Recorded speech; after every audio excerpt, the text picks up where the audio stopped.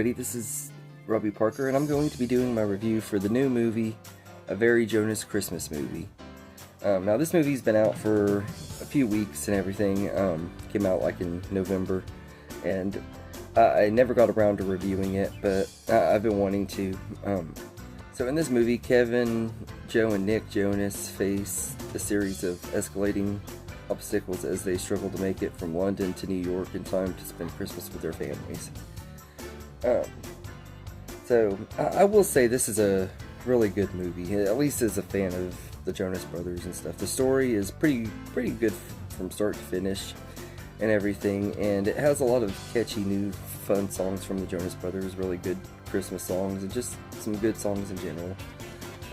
There's some cool cameos and unexpected surprises in here, especially the one at the very beginning. Part of me wants to spoil it, part of me doesn't for fans who haven't seen it and everything, but it's one of my all-time favorite comedic actors and everything, so it was awesome getting to see him in this movie and everything. And I love how each brother has their own little story arc. They all have like little things that they're trying to tell each other and stuff. It is a little cliched, but I love that. Like each character has their own little moments to shine and stuff and everything. I especially love Joe's story arc of trying to learn how to be taken seriously with girls and stuff, and he wants people to see that, like, you know, he wants to be loved and stuff. He wants to be in a relationship and stuff. He's not just like a womanizer and stuff. And I love that. Like, just Joe's story is pretty good too.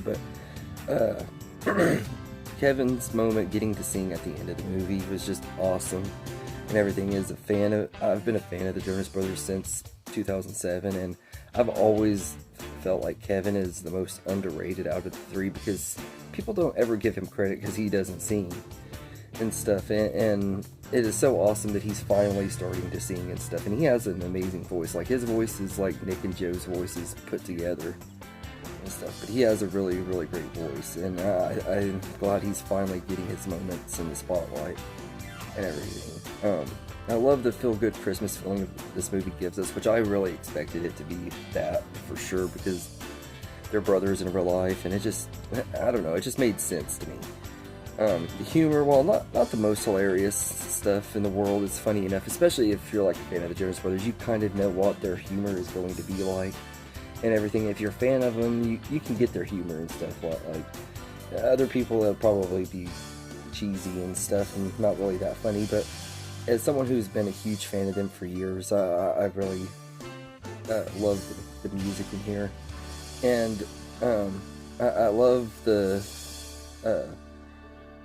just the setup of this movie. Like, the guy sees that they need to work out their Christmas spirit and stuff, and it gives me like I said, this movie, like, you could tell it took inspiration from other holiday classics and stuff, and also the movie Planes, Trains, and Automobiles, which is what really makes me think of the most and everything, because they're getting into all kinds of crazy situations trying to get home for a holiday and stuff. But I love, like, just the whole story and everything, and it's just awesome getting to see the Jonas Brothers working with Disney again. Really nostalgic, I'm not gonna lie. Now, as far as negatives go, I will say that the movie is a little bit predictable. Like, it goes through the cliches that you expect from a movie like this, where they're trying to get home for Christmas. You know exactly how things are going to play out. The situations you might not know that they're going to get in and stuff, but it's pretty predictable, like, as far as the outcome of the movie, like how things end and everything. You know exactly how it's going to end and everything. But I also kind of like that. I miss the predictability in Hollywood. Like, I miss when Disney didn't just care about having twist endings or going against the cliches and stuff. Sometimes some movies just need cliches, and I feel like this one also kind of needed the cliches, but I will say it did make it very predictable. And everything, especially like them all keeping everything, or keeping something from one another and stuff, thinking that each is going to be upset or mad and everything. I just felt like that was a really big cliche, but it also is a realistic thing. Like as someone that has family members and stuff, like there's times where you're scared to tell family members certain things that about yourself and everything, that you don't know how they're going to react and stuff. So it is very realistic and stuff, but it also is just done in the most cliched way and everything. I wouldn't say that part isn't negative. That's more of a mixed aspect for me. But all in all, I think this is exactly what the fans of the Jonas Brothers would want and everything. Me and my bestie both absolutely love this movie and had a blast, and I know a lot of the other Jonas Brothers fans did too and everything. I think it's a really fun time, and it's got some awesome songs and quirky situations and everything, but it's a really fun treat and everything. When I heard they were doing a Christmas movie, I was very, very excited and everything, and I'm so glad that I got to see this movie and everything. And I also am glad that this movie is pretty much leading to Camp Rock 3 happening and everything, so I'm also excited about that too. I'll probably review the Camp Rock movies around the time Camp Rock 3 comes out, but I'm really excited for that movie and everything. And as a huge fan of the Jonas Brothers, I got nothing but enjoyment out of this movie. So I'm going to say I'd give this movie an 8 out of 10.